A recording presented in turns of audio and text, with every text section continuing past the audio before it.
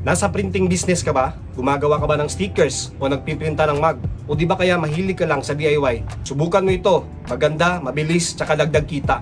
Gawa tayo today ng dual design magic mug. Nakagawa na ako nito dati, but medyo komplikado yung proseso kasi yung ginamit ko is yung traditional na way of printing stickers. Yung vinyl sticker with phototop. But ngayon, sobrang dali using UV DTF print stickers. Kailangan natin ng plain magic mug. May tatlong kulay nito sa market, red, blue, tsaka itong black.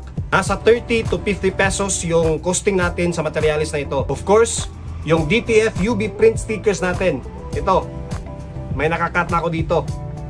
Using Grando DTF UV print na machine. Yung Subli print na sa papel para sa mug print natin. Thermal tape. Ang gamit ko na printer sa sublimation print natin sa mug is yung L121 Epson using sublimation inks. At syempre yung mug press natin, yung gamit ko is yung Puyi mug press. Gupitin ang ating UV DTF sticker.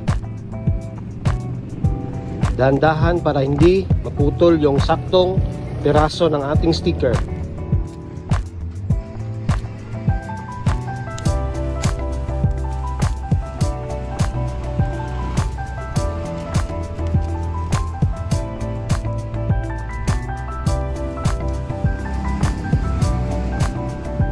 I-press ang mug.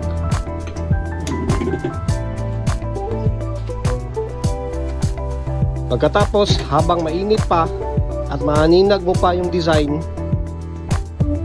ilapat mo na yung UV DTF sticker natin. Mag-ingat kasi nga mainit pa yung mug.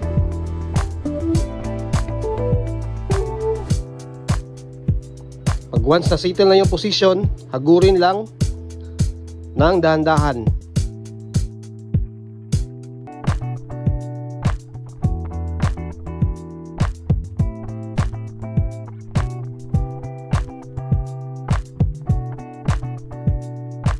Palamigin pagkatapos para bumalik sa natural na kulay ang ating mug.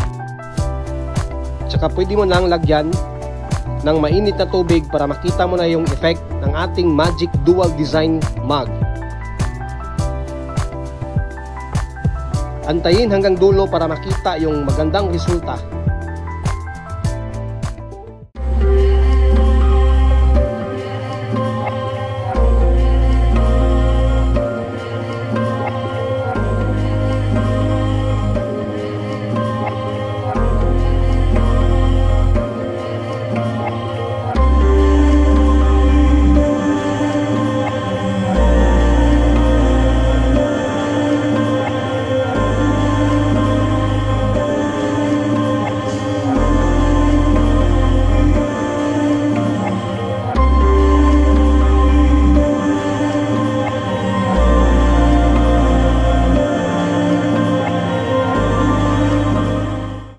Hoping na may nakuha ka na bagong idea sa video na ito.